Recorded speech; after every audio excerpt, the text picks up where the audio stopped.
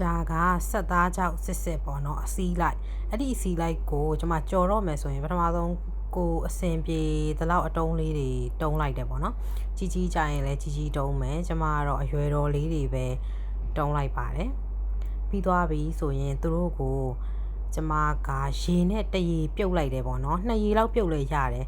ဘာလို့လဲဆိုရင်တအားစားငံတဲ့အတွက်ပေါ့နော်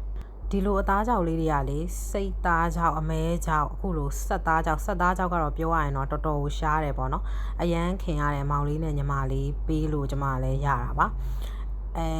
ဒီလိုမျိုးကြော်တာမဟုတ်ဘဲနဲ့လေခရမ်းကျင်သီးနဲ့ချက်စားရင်လည်းတော်တော်ကိုစားလို့ကောင်းပါတယ်ခရမ်းကျင်သီးနဲ့ချက်တာကတော့ကျမလည်းအချိန်မရလို့မရိုက်ဖြစ်တော့ဘူးပေါ့နော်နောက်ပြီးတော့ကျမကြော်တဲ့အခါမှာသူ့ကိုဂျင်းလေးတွေအခုလိုမျိုးပပလေးလှီးပြီးတော့ထည့်ကြော်တယ်အခွန်ကလှီးလဲရမလှီးလဲရကျမတော့ရေစင်အောင်ဆေးပြီးတော့အဲ့ဒီအခွန်တွေကိုမလှီးတဲ့အပြင်ဒီကြက်သွန်ဖြူလေးတွေဆိုလို့ရှိရင်လည်းလုံးဝအခွန်တွေကိုပါကျမထည့်ကြော်မှာပေါ့နော်ဒီအကုန်လုံးကိုဓာပြားလေးရိုက်တယ်မထည့်ခြင်းလည်းရပါတယ်ကျမကဒီအသားကြောက်ကြော်လို့ရှိရင်ထည့်မှကိုကြိုက်လို့ကိုထည့်တာပေါ့နော်မထည့်ခြင်းလည်းရတယ်အကုန်ခွာလိုက်ပေါ့နော်ဒီအခွန်လေးတွေကို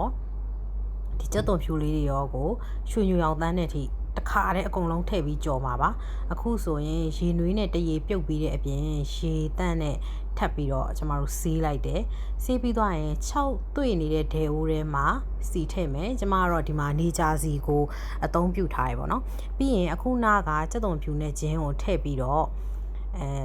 ထည့်အရင်ကြော်လိုက်တယ်ပေါ့ကြက်သွန်ဖြူကလေတော်တော်များပါတယ်ကျမအများကြီးထည့်တာပါဘာလို့ဆိုအရန်ကြိုက်လို့ပါကျက်သွန်ဖြူနဲ့ဂျင်းလေးနဲ့ထည့်ပြီးလို့ရှိရင်အခုနတော့ကရေစင်အောင်ဆေးထားတဲ့အသားချောက်တွေကိုဆက်သားချောက်တွေကိုကျွန်မဆက်ထည့်ပေးလိုက်တယ်ပေါ့နော်အဲ့ဒီမှာလေဒီဆက်သားချောက်မှာကျွန်တော်တို့ရေလေးတွေပါလာတယ်ဘာလို့ဆိုရေစင်အောင်ဆေးထားတဲ့အတွက်ကြောင့်ပထမကလည်းကျွန်တော်တို့ကပြုတ်ထားသေးတာပေါ့နော်ရေလုံးဝတွေ့နေအောင်6နေအောင်ဒီဆက်သားချောက်ကိုတုတ်ထားမယ်ရေစင်အောင်ထားမယ်ဆိုလို့ရှိရင်တော့ဒီအကျော်သီးတန့်ရဲ့ taste ကိုရရှိမှာဖြစ်ပြီးတော့ကျမလိုမျိုးဒီရေလေးပါနေရဆိုရင်တော့သူကကြော်ပေါင်းလေးပုံစံဖြစ်သွားမှာပေါ့နော်ကျမရေနည်းနည်းလေးအဲ့လိုမျိုးအသားမှာရေပါနေတာလေးကိုကြိုက်တာပါအဲ့အတွက်ကြားလို့ရှိရင်ကျမတို့ဒီပေါင်းပြီးတော့ကြော်တဲ့အရာသာမျိုးလေးကိုကျမတို့ရတယ်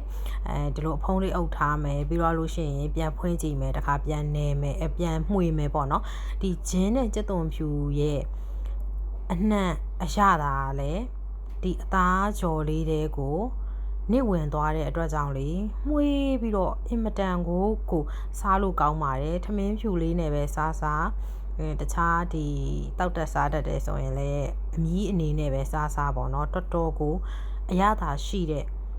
အဓိကတော့ကျမတို့ကလေဒီအနှံ့အတွက်အဓိကပေါ့နော်ဘာလို့ဒီအငံအရသာတွေကပါနေပြီးသားဖြစ်တဲ့အတွက်ကြောင့်တိတ်ပြီးတော့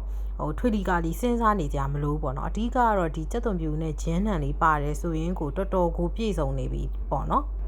အဲ့လိုမျိုးကြော်လာရင်းနဲ့အခုလိုမျိုးအသားလေးတွေရွှေညူရောင်တန်းလာပြီးကြက်သွန်ဖြူချင်းအားလုံးမှွေးတက်ပြီးတော့အယောင်အစင်းနဲ့အနှံ့ဘာမှပြောစရာမလိုအောင်ဖြစ်လာပြီဆိုရင်ကျမတို့စားဖို့အဆင်သင့်ဖြစ်ပါပြီဒီကောင်ကြတော့ကြော်ထားတာဖြစ်တဲ့အတွက်အကြာကြီးလဲအထားခံနေအချိန်လဲမကုန်လူလဲမပန်းနဲ့ဟင်းတစ်ခွက်ဖြစ်တာမို့ကိုယ့်လက်ထဲမှာစိတ်သားကြောက်အမဲသားကြောက်အခုလိုဆက်သားကြောက်လေးရရှိရင်အခုလိုပုံစံလေးနဲ့ကြော်စားကြည့်ပါနော်အဆုံးထိကြည့်ရှုပေးတဲ့အတွက်ကျေးဇူးအများကြီးတင်ပါတယ်ရှင်